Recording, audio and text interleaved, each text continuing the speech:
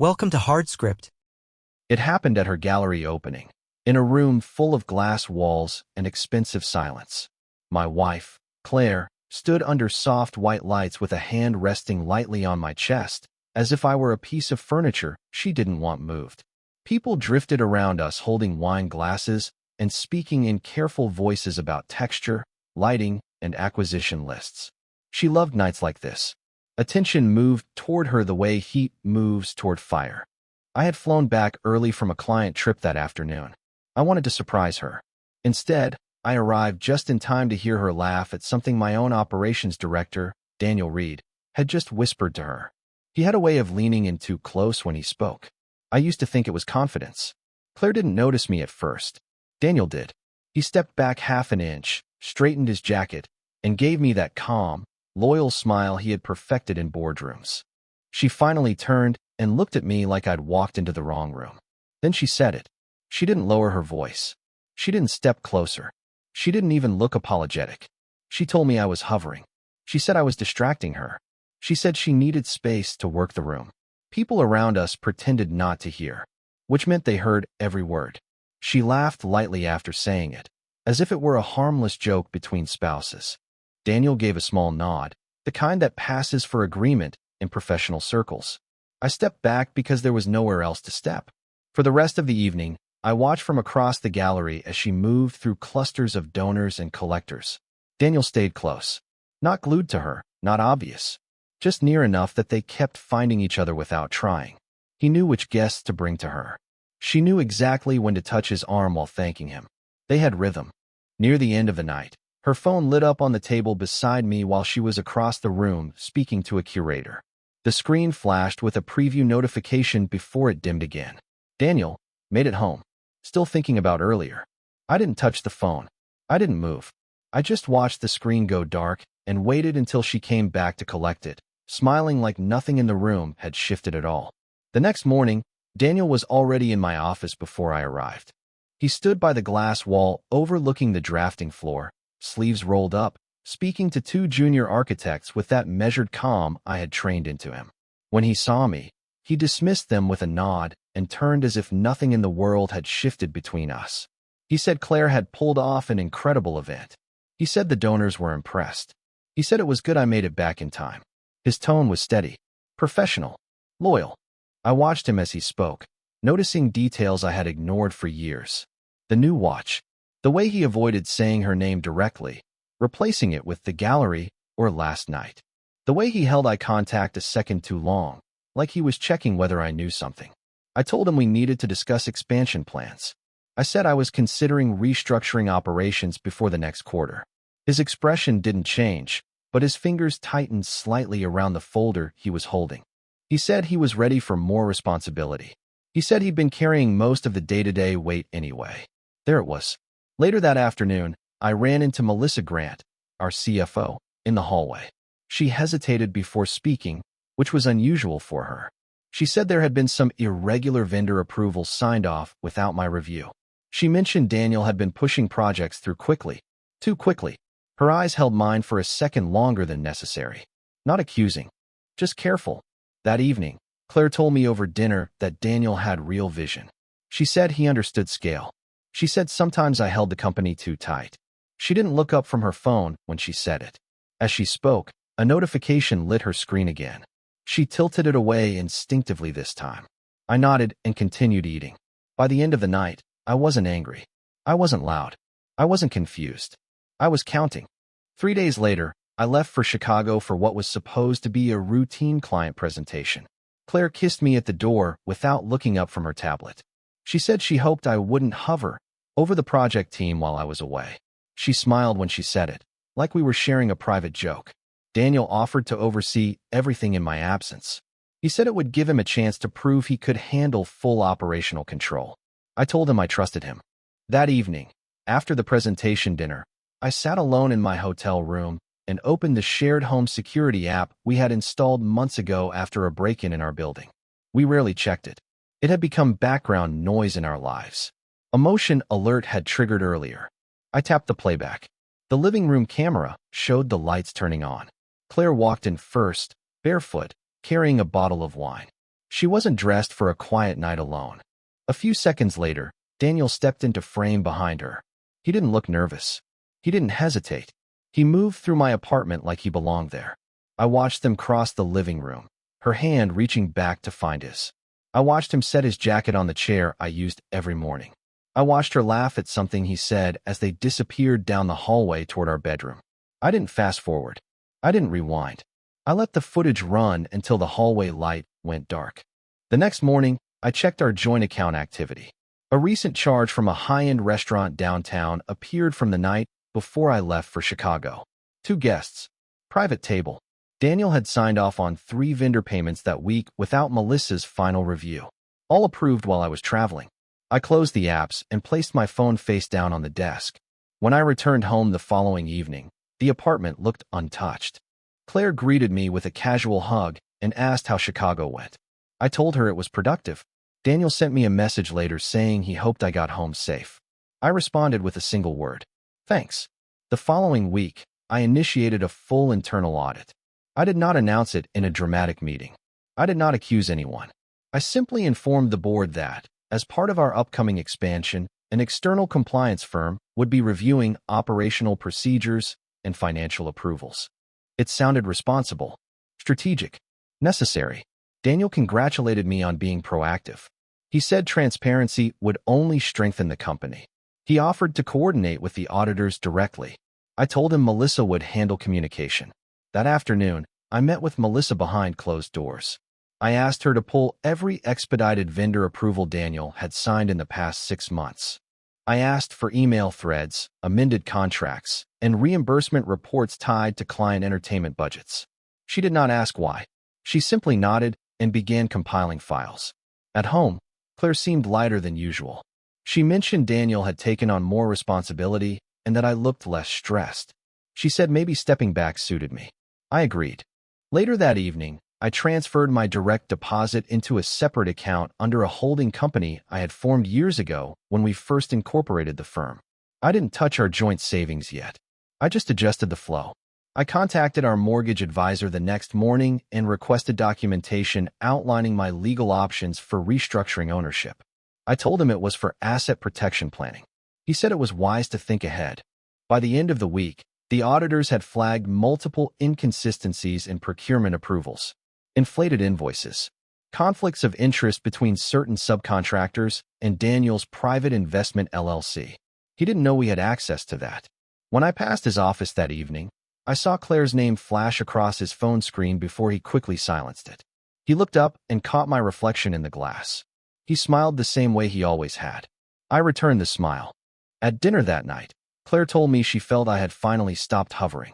She said she appreciated the space. I told her she was right. And then I booked a short-term lease across town without telling her. I moved out on a Thursday morning while Claire was at the gallery. I did not take much. A suitcase, a few suits, my drafting portfolio, and the watch my father gave me when I signed my first commercial contract. I left the furniture, the art, the espresso machine she loved. I left the bedroom exactly as it had been. I sent her a message after I locked the door behind me. I told her I would be staying elsewhere for a while. I said it was to focus on the audit and upcoming board decisions. I told her she wanted space, and I was giving it to her. She called immediately. I let it ring. By the time I reached the new apartment across town, she had sent 3 texts asking what I meant and whether this was about work. She wrote that I was overreacting to nothing. She wrote that I was being dramatic. I did not respond. At the office, the auditors finalized their preliminary report. Melissa placed the folder on my desk without comment. The numbers were clean in one direction and messy in another. Daniel had approved inflated bids tied to a subcontractor who, according to public filings, was partially owned by his brother-in-law. He had routed client entertainment expenses through company accounts that overlapped with the dates I was out of town. That evening, I requested a formal board meeting. Daniel walked into the conference room the next morning with his usual confidence.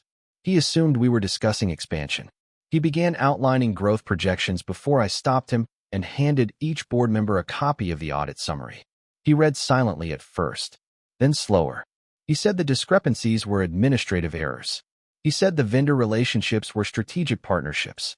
He said everything could be clarified. No one raised their voice. No one accused him of anything dramatic. By the end of the meeting, the board voted to suspend him pending further review.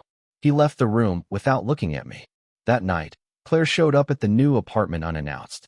She said Daniel had called her in a panic. She said he claimed I was trying to destroy him.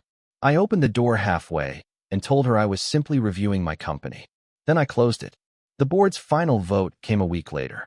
Daniel was terminated for breach of fiduciary duty and failure to disclose conflicts of interest. The language was clean and corporate. No mention of personal entanglements. No mention of my apartment. Just numbers, signatures, and policy. He requested a private conversation after the meeting. He said he had given years to the company. He said we were like brothers. He said I was overcorrecting over minor discrepancies. I listened without interrupting. When he finished, I told him the company required trust. Then I walked past him and asked security to collect his access badge. By the afternoon, word had spread. Melissa informed department heads in a measured tone. Clients were notified that leadership adjustments were part of a broader compliance initiative. No one asked me about Claire. They did not need to. That evening, Claire attended a donor dinner without him.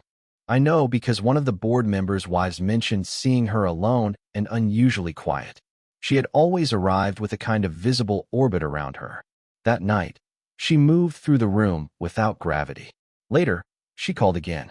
She said Daniel claimed I had set him up. She said he insisted the vendor ties were industry standard. She asked why I had not warned her. I told her it was a business decision. She said I was being cold. I did not argue. The following morning, I met with our mortgage advisor in person. I initiated the legal separation of our financial obligations under a post-nuptial amendment that had been drafted years ago when we first scaled the firm. It required signatures, disclosures, and a formal change of residence. Everything was procedural. Claire received the notification by email before I returned to the office. She sent one message, "What are you doing?" I read it while standing at the window overlooking the drafting floor.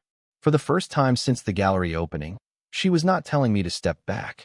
She was asking me to explain why I already had. Daniel tried to fight the termination. His attorney sent a formal letter to the board claiming wrongful dismissal and reputational harm. The tone was aggressive, filled with language about implied authority and industry norms. It arrived the same morning Claire's gallery lost a major corporate sponsor tied to one of our commercial development clients. The sponsor cited leadership instability and ethical concerns. They did not mention Daniel by name. They did not need to. I did not respond publicly to the attorney's letter. Instead, I forwarded additional documentation to the board's legal counsel, including internal emails showing Daniel directing subcontractors to route revised bids through alternate channels. The pattern was clear without commentary. By the end of the week, his access to company systems was permanently revoked. Claire began calling less frequently and texting more urgently. She asked if we could meet somewhere neutral. She said people were talking. She said the gallery board had questions about her judgment after learning how closely she had been associated with Daniel during donor events. She insisted it was all professional. I did not challenge her version. I agreed to meet her at a cafe near her gallery in the afternoon. She arrived wearing the same controlled composure she used at openings, but it slipped when she sat down. She said Daniel had told her I was trying to ruin him out of jealousy. She said he claimed I had grown distant long before anything happened between them. I let her speak. She said she had felt unseen for months. She said I was always hovering over work, over structure, over outcomes. She said Daniel made her feel understood. I did not raise my voice. I did not ask for apologies. When she finished, I told her the mortgage restructuring paperwork required her acknowledgement. Her hand tightened around the coffee cup. For the first time, she did not talk about space. She asked whether I was planning to come back home at all. I looked at her across the table and said nothing. Then I stood up and left her there with the paperwork in her bag. A month after I moved out, Daniel's appeal collapsed. The board's legal counsel presented a final summary to shareholders outlining confirmed conflicts of interest and financial misconduct. His attorney stopped calling. His name was removed from the company website without announcement. His profile disappeared from industry panels he had once been invited to speak on. He sent me one last message saying I had destroyed his career. I did not respond. 2 months after I moved out, Claire's access to our joint credit line was formally restricted under the amended financial agreement she had signed. The mortgage was restructured under my holding company, and her name was transitioned off the primary liability. The apartment remained hers to live in, but the discretionary accounts that had funded donor dinners, art acquisitions, and weekend trips were no longer replenished automatically. She began selling pieces from her personal collection. I heard about it from Melissa, who mentioned seeing one of Claire's sculptures listed through a private broker tied to a client. Melissa did not ask questions. She simply observed. Claire came to my office one afternoon without scheduling. She did not announce herself to the receptionist the way she used to. She walked in quietly and waited until I looked up from the drafting table. She said she had underestimated how interconnected everything was. She said she thought separating emotions from business would be simple. She said Daniel had promised her the company would eventually shift under his leadership. I let her finish. She said he had stopped answering her calls once the investigation turned formal. She said he told her he needed distance until things settled. The word distance sounded different coming from her. I told her the company was stable. I told her operations were being restructured. I told her she should speak to her own board about her gallery's sponsorship gaps. She asked if there was any path back. I closed the folder in front of me and stood up. For the first time, she looked unsure of what would happen next. By the time autumn settled in, Claire's gallery board had placed her under review. One of the senior patrons questioned her judgment in aligning so closely with Daniel during fundraising cycles. Another raised concerns about reputational risk after learning he had been terminated for financial misconduct. They did not accuse her of anything explicit. They simply reduced her authority. Major donor meetings were reassigned. Budget approvals required secondary signatures. She called me that evening, her voice steady but thinner than I remembered. She said the board had asked whether our separation was temporary or permanent. She said uncertainty made investors nervous. She said they needed clarity. I did not offer reassurance. Meanwhile, the company stabilized. New contracts were signed. Clients who had hesitated during the audit returned once they saw decisive action. Melissa stepped into an expanded operational role. The team worked with quiet focus. No one mentioned Daniel's name anymore. Claire began appearing alone at events where she once arrived with visible confidence. Photos circulated online of her standing slightly apart from the center of the room. Comments beneath the images speculated about personal transitions and leadership shifts. No one tagged me. One afternoon, she came to the apartment across town unannounced again. This time she did not knock immediately. She stood outside the door long enough that I saw her shadow beneath it. When I opened the door, she looked smaller, not physically, but in presence. She said Daniel had moved to another state after failing to secure a comparable role. She said he blamed everyone but himself. She said he had told her he needed to rebuild alone. She stepped inside without waiting for permission and looked around at the minimal furniture, the drafting plans on the table, the quiet order. She said she had miscalculated. She said she thought I would argue, fight, demand explanations. She said she believed I would eventually step back into place because I always had before. I listened. She asked whether I ever planned to come home. I walked to the window and looked out at the city below.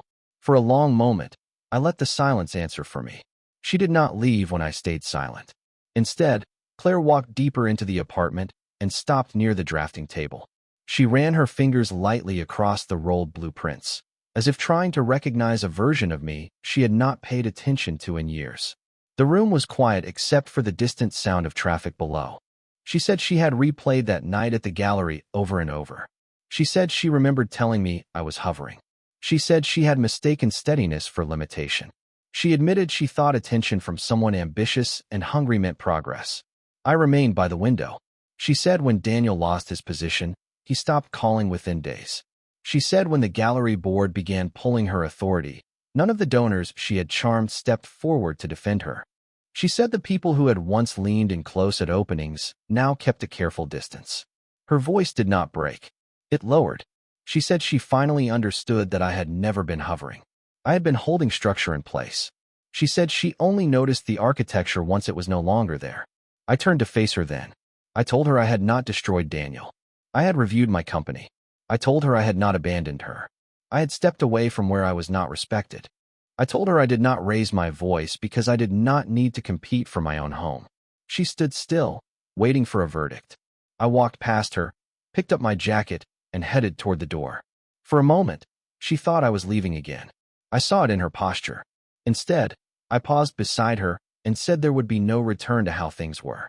If there was anything ahead, it would be built differently.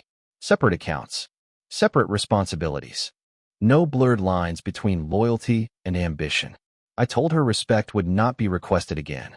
Then I opened the door and stepped out into the hallway, not disappearing, not chasing, simply choosing where I would stand. This time, if she wanted space, she would have to decide whether to cross it.